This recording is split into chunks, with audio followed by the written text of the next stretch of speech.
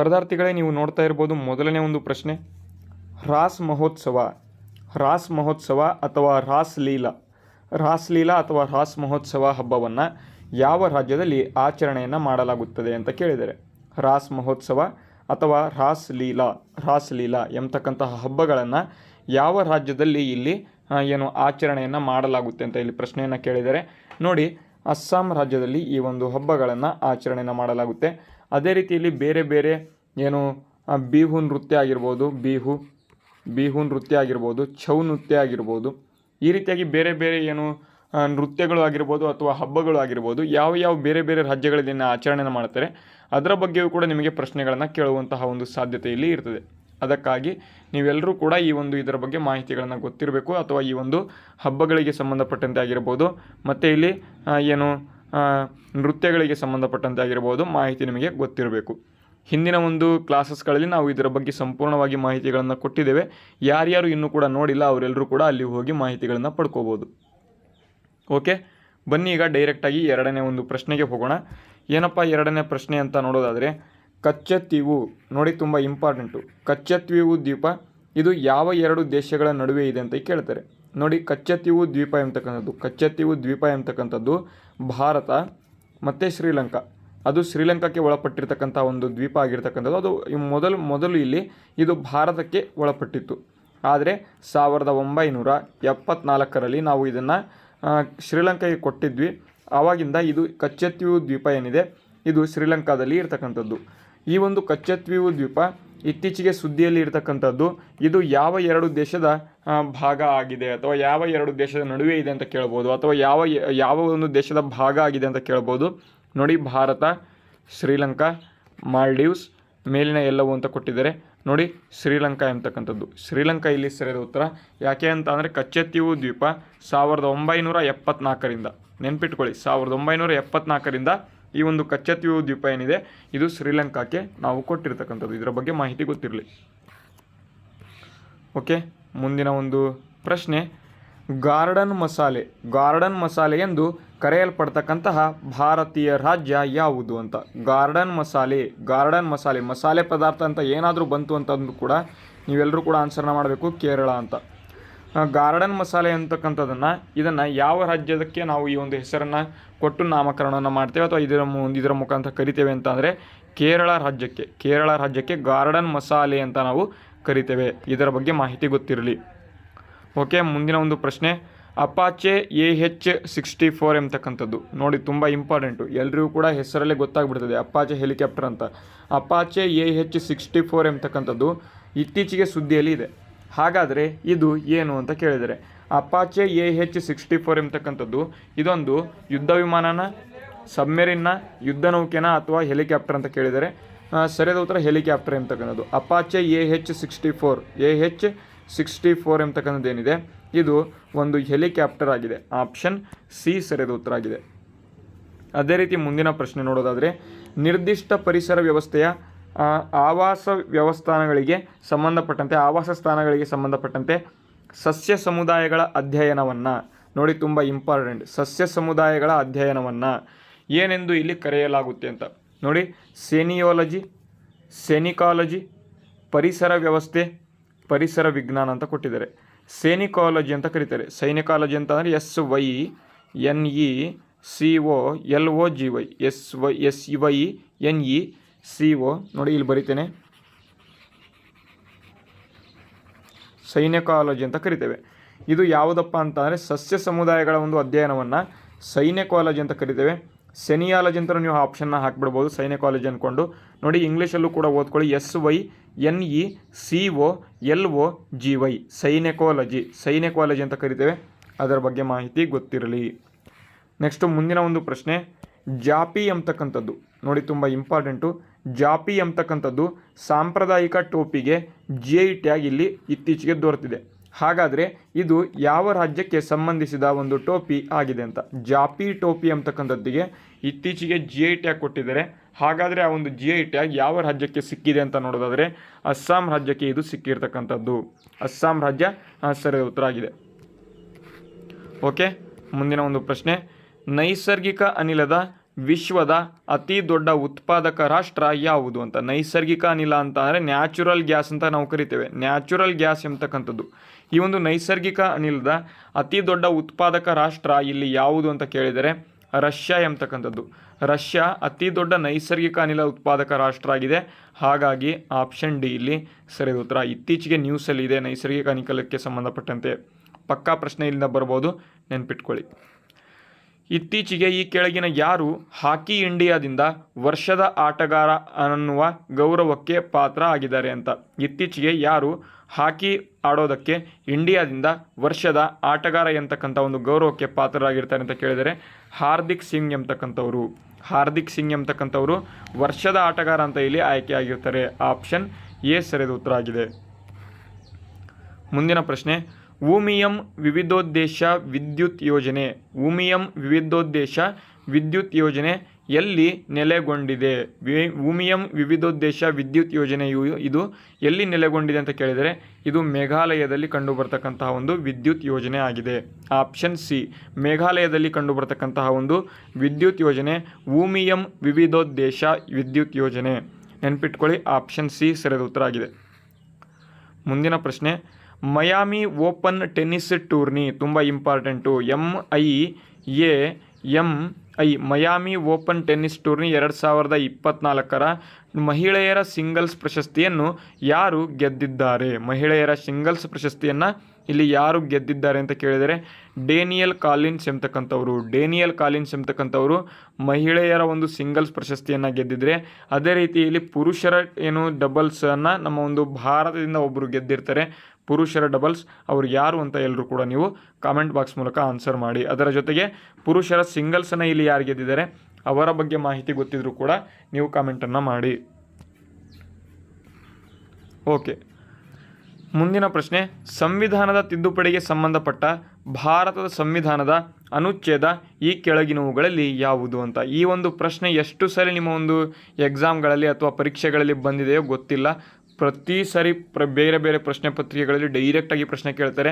ಸಂವಿಧಾನ ತಿದ್ದುಪಡಿಗೆ ಸಂಬಂಧಪಟ್ಟಂತಹ ವಿಧಿ ಯಾವುದು ಅಂತ. ಆರ್ಟಿಕಲ್ 368. ಆರ್ಟಿಕಲ್ 368 ಅಥವಾ ಅನುಚ್ಛೇದ 368ರ ಪ್ರಕಾರ ನಾವು ಸಂವಿಧಾನವನ್ನು ನಾವು ತಿದ್ದುಪಡಿಯನ್ನು ಮಾಡಬಹುದು. ಅದರ ಬಗ್ಗೆ ಸಂಪೂರ್ಣ ಮಾಹಿತಿಯನ್ನು ಈ ಒಂದು ವಿಧಿಯ ಅನುಸಾರವಾಗಿ ನಿಮಗೆ ನಮ್ಮ ಒಂದು ಸಂವಿಧಾನದಲ್ಲಿ ಇಲ್ಲಿ ಕೊಟ್ಟಿರ್ತಾರೆ. ಮುಂದಿನ ಪ್ರಶ್ನೆ, 1956ರಲ್ಲಿ ರಾಜ್ಯಗಳ ಮರು ವಿಂಗಡಣೆ ಕೆಳಗಿನ ಯಾವುದನ್ನು ಆಧರಿಸಿದೆ ಅಂತ ಕೊಟ್ಟಿದ್ದಾರೆ. 1956ರಲ್ಲಿ ಇಲ್ಲಿ 1953ರಲ್ಲಿ ಪ್ರಥಮ ರಾಜ್ಯ ಭಾಷೆಗಳ ಮುಖಾಂತರ ಆಗಿದ್ದು ಯಾವುದಪ್ಪ ಅಂತ ಅಂದರೆ ಆಂಧ್ರ ಪ್ರದೇಶ 1953ರಲ್ಲಿ ಆಯಿತು. ಅದೇ ರೀತಿ 1956ರಲ್ಲಿ JVP ಕಮಿಟಿ ಆಯಿತು. JVP ಕಮಿಟಿ ಏನು ಬಂದು ಆನ್ಸರ್ನ ಕೊಡ್ತು. ನೆಕ್ಸ್ಟ್ ಪಟ್ಟಾಭಿ ಸೀತಾರಾಮಯ್ಯ ಅವರು ಏನು 3 ಜನ ಇದ್ದರು, ಅವ್ರು 3 ಕೂಡ ಇಲ್ಲಿ JVP ಕಮಿಟಿಯಲ್ಲಿ 1956ರಲ್ಲಿ ಈ ಒಂದು ಭಾಷೆಗಳ ಆಧಾರವಾಗಿ ನಮ್ಮ ಒಂದು ರಾಜ್ಯಗಳನ್ನು ಮರು ವಿಂಗಡಣೆ ಮಾಡಲಾಯಿತು. ಆಪ್ಷನ್ ಎ ಸರಿಯಾದ ಉತ್ತರ ಆಗಿದೆ.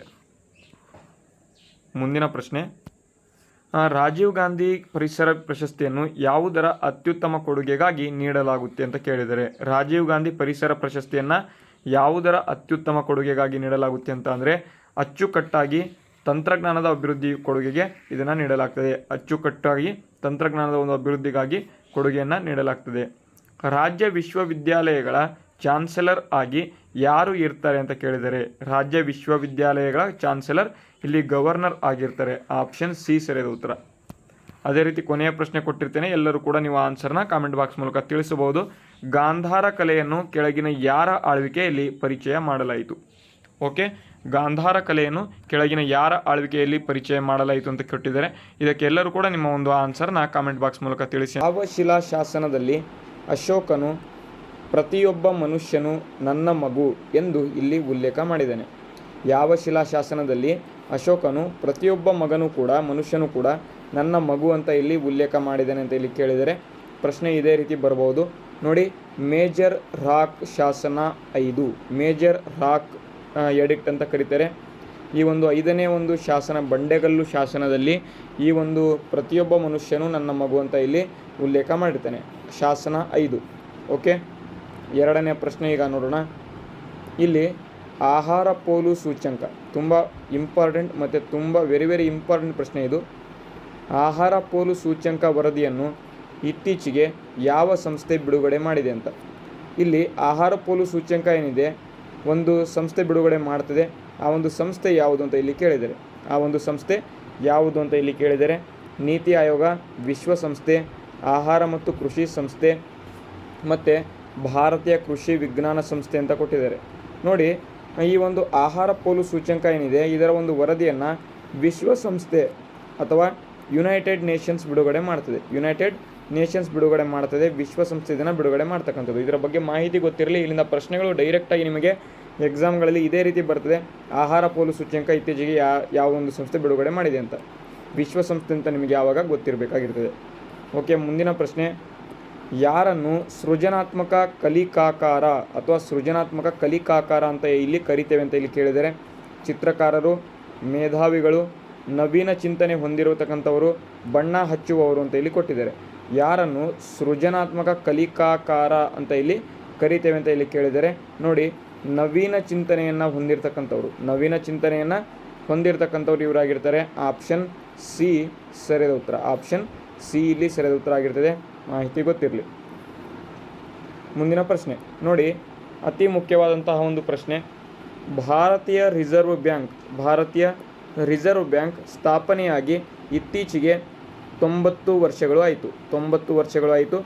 ಈ ಒಂದು ಭಾರತೀಯ ರಿಸರ್ವ್ ಬ್ಯಾಂಕ್ ಸ್ಥಾಪನೆಯಾಗಿದ್ದು ಯಾವಾಗ ಅಂತ ಇಲ್ಲಿ ಕೇಳಿದ್ದಾರೆ.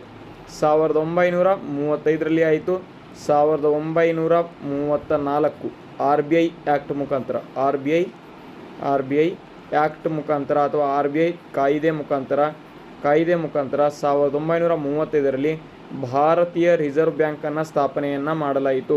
ಇದರ ಬಗ್ಗೆ ಮಾಹಿತಿ ಗೊತ್ತಿರಲಿ. ಇದರಿಂದ ಡೈರೆಕ್ಟಾಗಿ ಪ್ರಶ್ನೆಗಳು ಬರ್ತವೆ. 1935. ಓಕೆ, ಮುಂದಿನ ಪ್ರಶ್ನೆ, ವಿಶಾಖದತ್ತನ ನಾಟಕವಾದ ದೇವಿ ಚಂದ್ರಗುಪ್ತಂ, ತುಂಬ ಇಂಪಾರ್ಟೆಂಟ್, ತುಂಬ ಸಲ ಪ್ರಶ್ನೆ ಕೇಳಿದರೆ. ಹಿಂದಿನ ವರ್ಷ UPSC ಕೂಡ ಇಲ್ಲೂ ಕೂಡ ಈ ಒಂದು ಪ್ರಶ್ನೆ ಕೇಳಿದರು. ದೇವಿ ಚಂದ್ರಗುಪ್ತಂ ಈ ಕೆಳಗಿನ ಯಾವ ಅರಸನ ಕಥೆಯನ್ನು ಹೇಳುತ್ತದೆ ಅಂತ. ದೇವಿ ಚಂದ್ರಗುಪ್ತಂ ಎಂಬತಕ್ಕಂಥದ್ದು ಇದು ರಾಮಗುಪ್ತನ ಬಗ್ಗೆ ಇಲ್ಲಿ ಹೇಳ್ತಕ್ಕಂತಹ ಒಂದು ಏನು ಕಥೆಯಾಗಿದೆ. ರಾಮಗುಪ್ತ ಇಲ್ಲಿ ಸರಿಯಾದ ಉತ್ತರ ಆಗಿದೆ. ಓಕೆ, ಇತ್ತೀಚೆಗೆ ತುಂಬ ಇಂಪಾರ್ಟೆಂಟ್ ಆಗಿ ಮಯಾಮಿ ಲೀಗ್ ನಡೀತು. ಮಯಾಮಿ ಲೀಗ್ ಇಲ್ಲಿ ಓಪನ್ ಟೆನ್ನಿಸ್ ಟೂರ್ನಿ ನಡೀತು.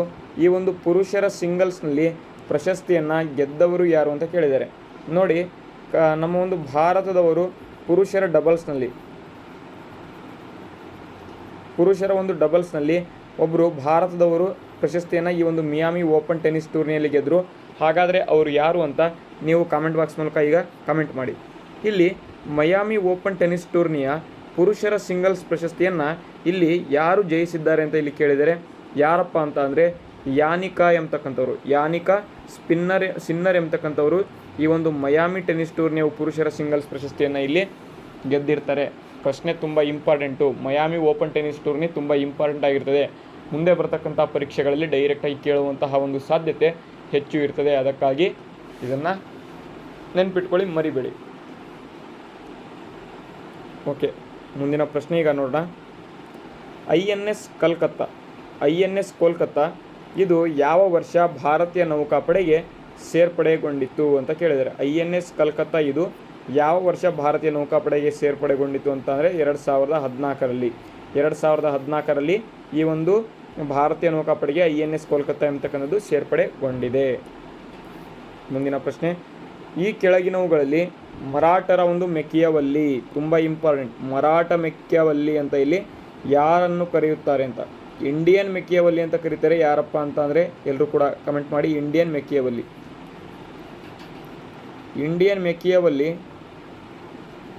ಯಾರನ್ನು ಕರೀತಾರೆ ಕಮೆಂಟ್ ಮಾಡಿ. ಇಲ್ಲಿ ಮರಾಠರ ಮೆಕ್ಕಿಯವಲ್ಲಿ ಅಂತ ಇಲ್ಲಿ ಯಾರು ಪ್ರಸಿದ್ಧರಾಗಿದ್ದಾರೆ ಅಂತ ಇಲ್ಲಿ ಕೇಳಿದರೆ ನಾನಾ ಫಡ್ನವೀಸ್ ಎಂಬತಕ್ಕಂಥವ್ರು ಮರಾಠರ ಮೆಕ್ಕಿಯವಲ್ಲಿ ಅಂತಲೇ ಕರೀತಾರೆ. ಯಾರನ್ನ ಅಂತ ಅಂದರೆ ನಾನಾ ಫಡ್ನವೀಸ್ ಅವ್ರನ್ನ ಇಲ್ಲಿ ಕರೀತಾರೆ. ಓಕೆ, ಮುಂದಿನ ಪ್ರಶ್ನೆ, ಅಶೋಕನ ಶಾಸನಗಳಲ್ಲಿ ಈ ಕೆಳಗಿನ ಯಾರನ್ನು ಉಲ್ಲೇಖ ಮಾಡಲಾಗಿಲ್ಲ.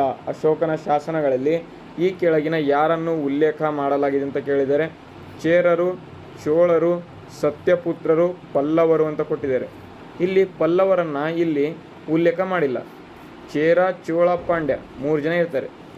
ಚೇರ, ಚೋಳ, ಪಾಂಡ್ಯ. ಇದರಲ್ಲಿ ಚೋಳರನ್ನು ಕೂಡ ಮಾಡಿಲ್ಲ.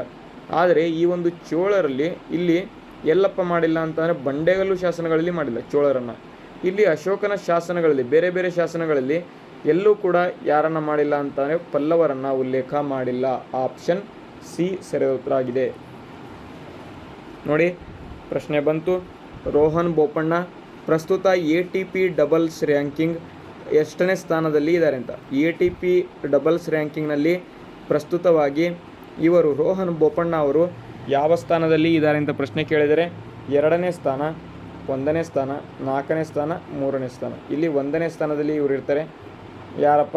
ರೋಹನ್ ಬೋಪಣ್ಣ. ಪ್ರಸ್ತುತ ATP ಡಬಲ್ಸ್ ರ್ಯಾಂಕಿಂಗ್ನಲ್ಲಿ ಎಷ್ಟನೇ ಸ್ಥಾನದಲ್ಲಿ ಇದ್ದಾರೆ ಅಂತ ಅಂದರೆ ಇವರು 1ನೇ ಸ್ಥಾನದಲ್ಲಿ ಇರ್ತಾರೆ. ಓಕೆ, ಮುಂದಿನ ಪ್ರಶ್ನೆ ನೋಡೋಣ. ಬ್ಲೂ ಲೈನ್ ಅಥವಾ ಬ್ಲೂ ಲೈನ್ ಗಡಿ ರೇಖೆ ತುಂಬ ಇಂಪಾರ್ಟೆಂಟು. ಬ್ಲೂ ಲೈನ್ ಗಡಿ ರೇಖೆ ಯಾವ 2 ದೇಶಗಳ ನಡುವೆ ಕಂಡು ಬರ್ತದೆ? ಬ್ಲೂ ಲೈನ್ ಗಡಿ ರೇಖೆ ಯಾವ 2 ದೇಶಗಳ ನಡುವೆ ಇಲ್ಲಿ ಕಂಡು ಬರ್ತಕ್ಕಂತಹ ಒಂದು ರೇಖೆ ಆಗಿದೆ ಅಂತ ಕೇಳಿದ್ದಾರೆ. ಸೂಡಾನ್ ಮತ್ತು ಚೀನಾ, ಭಾರತ ಪಾಕಿಸ್ತಾನ, ಭಾರತ ನೇಪಾಳ, ಲೆಬನಾನ್ ಮತ್ತು ಇಸ್ರೇಲ್ ಇದೆ ನೋಡಿ. ಇಸ್ರೇಲ್ ಮತ್ತು ಲೆಬನಾನ್ ತುಂಬ ಇಂಪಾರ್ಟೆಂಟು. ಈ ಒಂದು ಪ್ರಶ್ನೆ ಪಕ್ಕಾ ಬರ್ತದೆ ಈ ವರ್ಷ. ಯಾಕೆ ಅಂತಂದರೆ ಇಸ್ರೇಲ್ ಮತ್ತು ಪ್ಯಾಲೆಸ್ತೈನ್ ಇತ್ತೀಚೆಗೆ ತುಂಬ ನ್ಯೂಸಲ್ಲಿದ್ದಾವೆ. ಇಸ್ರೇಲ್ ತುಂಬ ನ್ಯೂಸಲ್ಲಿದೆ. ಅದಕ್ಕಾಗಿ ಬ್ಲೂ ಲೈನ್ ಗಡಿ ರೇಖೆ ಯಾವ 2 ದೇಶಗಳ ನಡುವೆ ಬರುತ್ತೆ ಅಂತ ಕೇಳಬಹುದು. ಇಸ್ರೇಲ್ ಮತ್ತು ಇಲ್ಲಿ ಲೆಬನಾನ್. ಓಕೆ, ಮುಂದಿನ ಪ್ರಶ್ನೆ ನೋಡೋಣ. ನೋಡಿ, ಕೋಡೈಕೆನಲ್ ಸೌರ ವೀಕ್ಷಣಾಲಯವನ್ನು ಯಾವಾಗ ಸ್ಥಾಪನೆಯನ್ನು ಮಾಡಲಾಯಿತು ಅಂತ. ನೋಡಿ, ಇತ್ತೀಚೆಗೆ ಈ ಒಂದು ಕೋಡೈಕೆನಲ್ ಏನು ಸೌರ ವೀಕ್ಷಣಾಲಯ ಏನಿದೆ ಇದನ್ನು 125 ವರ್ಷದ ಆಚರಣೆಯನ್ನು ಮಾಡಿದರು. 125 ವರ್ಷದ ಆಚರಣೆನ ಮಾಡ್ಕೊಂಡ್ವಿ. ಈ ಒಂದು ಕೋಡೈಕೆನಲ್ ಸೌರ ವೀಕ್ಷಣಾಲಯದ ಒಂದು ಸ್ಥಾಪನೆಯಾಗಿ. ಹಾಗಾದರೆ ಇದನ್ನು ಯಾವಾಗ ಸ್ಥಾಪನೆ ಮಾಡಲಾಯಿತು ಅಂತ ಕೇಳಿದರೆ 1889ರಲ್ಲಿ ಸ್ಥಾಪನೆ ಮಾಡಲಾಯಿತು. ಇದ್ಯಾಕಪ್ಪ ನ್ಯೂಸ್ ಅಂತ ಅಂದರೆ 1909ರಲ್ಲಿ ಎಡೆನ್ ಸ್ವಿಚ್ ಎಫೆಕ್ಟ್ ಅಂತ ಇಲ್ಲಿ ತುಂಬ ನ್ಯೂಸಲ್ಲಿ ಆಯಿತು. ಅದಕ್ಕಾಗಿ ಇದನ್ನು ಕೇಳ್ತಾರೆ. ಮತ್ತು ಇನ್ನೊಂದು ಏನಂತ ಕೇಳ್ಬೋದು, ಕೋಡೈಕೆನಲ್ ಸೌರ ವೀಕ್ಷಣಾಲಯ ಎಲ್ಲಿದೆ ಅಂತ ಕೇಳ್ಬೋದು. ಇದು ತಮಿಳುನಾಡಿನಲ್ಲಿದೆ. ಓಕೆ, ಮುಂದಿನ ಪ್ರಶ್ನೆ. ಕೆಳಗಿನವುಗಳಲ್ಲಿ ಯಾವುದು ವೈಯಕ್ತಿಕ ಭಿನ್ನತೆಗಳಿಗೆ ಮುಖ್ಯ ಕಾರಣ ಆಗಿದೆ ಅಂತ ಕೇಳಿದರೆ. ವೈಯಕ್ತಿಕ ಭಿನ್ನತೆಗಳಿಗೆ ಮುಖ್ಯ ಕಾರಣ ಅಥವಾ ಮ್ಯೂಟೇಷನ್ಗಳಿಗೆ ಮುಖ್ಯ ಕಾರಣ ಅನುವಂಶೀಯತೆ ಮತ್ತು ಪರಿಸರ ಸರಿಯಾದ ಉತ್ತರ ಆಗಿದೆ. ಮುಂದಿನ ಪ್ರಶ್ನೆ. ಕೆಳಗಿನವುಗಳಲ್ಲಿ ಯಾವುದು ಒಂದು ಅದಿಶ ಅಥವಾ ಸ್ಕೇಲಾರ್ ಪ್ರಮಾಣ ಅಲ್ಲ ಅಂತ ಕೇಳಿದರೆ ಶಕ್ತಿ, ಕರೆಂಟ್, ತಾಪಮಾನ, ಒತ್ತಡ. ಪ್ರೆಷರ್ ಸ್ಕೇಲಾರ್ ಕ್ವಾಂಟಿಟಿ ಅಲ್ಲ, ಪ್ರೆಷರ್ ಒಂದು ವೆಕ್ಟರ್ ಕ್ವಾಂಟಿಟಿ ಆಗಿರ್ತದೆ. ಯಾಕೆ ಅಂತ ಅದಕ್ಕೆ ಡೈರೆಕ್ಷನ್ ಮತ್ತು ಇಲ್ಲಿ ಮ್ಯಾಗ್ನಿಟ್ಯೂಡ್ ಎರಡೂ ಕೂಡ ಇರ್ತದೆ. ಒತ್ತಡ ಇಲ್ಲಿ ವೆಕ್ಟರ್ ಕ್ವಾಂಟಿಟಿ. ಓಕೆ, ಮುಂದಿನ ಪ್ರಶ್ನೆ, ಕೊನೆಯ ಪ್ರಶ್ನೆ. ಅರುಣಾಚಲ ಪ್ರದೇಶ ಈ ಕೆಳಗಿನ ಯಾವ ದೇಶದ ಜೊತೆ ಗಡಿ ಹಂಚಿಕೊಂಡಿದೆ? ಭೂತಾನ್ ಮತ್ತು ಮ್ಯಾನ್ಮಾರ್ ಜೊತೆ ಇಲ್ಲಿ ಗಡಿಯನ್ನು ಹಂಚಿಕೊಂಡಿರ್ತದೆ ಅರುಣಾಚಲ ಪ್ರದೇಶ. ಇದರ ಬಗ್ಗೆ ಮಾಹಿತಿ ಗೊತ್ತಿರಲಿ. ಮತ್ತು ಇವತ್ತು ಒಂದು ಪ್ರಶ್ನೆ ನಿಮಗಾಗಿ ಅಂತಲೇ ಕೊಡ್ತೇನೆ. ಇಲ್ಲಿ ಭೂತಾನ್, ಮ್ಯಾನ್ಮಾರ್ ಮತ್ತು ಚೀನಾ ಜೊತೆನೂ ಕೂಡ ಇದು ಗಡಿಯನ್ನು ಹೊಂದ್ಕೊಂಡಿದೆ. ಅದಕ್ಕಾಗಿ ಮೇಲಿನ ಎಲ್ಲವೂ ಕೂಡ ಸರಿಯಾಗಿ ಇರ್ತವೆ. ಓಕೆ, ಇವತ್ತಿನ ಒಂದು ಪ್ರಶ್ನೆ ಏನಪ್ಪ ಅಂತಂದರೆ ಸೇಲಾ ಎಂಬತಕ್ಕಂತಹ ಒಂದು ಟನಲ್. ಓಕೆ, ಬರೆದು ಬಿಡೋಣ ತಡಿ. ಇಲ್ಲಿ ನೋಡಿ, ಸೇಲಾ ಟನಲ್ ಇತ್ತೀಚೆಗೆ ತುಂಬ ನ್ಯೂಸಲ್ಲಿ ಇತ್ತು. ಈ ಒಂದು ಸೇಲಾ ಟನಲನ್ನು ಯಾವ ದೇಶದಲ್ಲಿ ನಾವು ಇನಾಗ್ಯುರೇಟನ್ನು ಮಾಡ್ಕೊಂಡಿದ್ದೇವೆ ಎಲ್ಲರೂ ಕೂಡ ನೀವು ಕಾಮೆಂಟ್ ಬಾಕ್ಸ್ ಮೂಲಕ ತಪ್ಪದೇ ಆನ್ಸರ್ನ ಮಾಡಬೇಕು. ಅದರ ಜೊತೆಗೆ ಇವತ್ತಿನ ಒಂದು ವಿಡಿಯೋ ಹೇಗೆ ಅನಿಸ್ತು ಎಲ್ಲರೂ ಕೂಡ ಪ್ಲೀಸ್ ಕಮೆಂಟ್ ಮಾಡಿ. ವಿಡಿಯೋನ ಇಲ್ಲಿಗೆ ಮುಗಿಸೋಣ. ಮುಂದಿನ ವಿಡಿಯೋದಲ್ಲಿ ಸಿಗೋಣ. ಅಲ್ಲಿವರೆಗೂ ಜೈ ಹಿಂದ್, ವಂದೇ ಮಾತರಂ.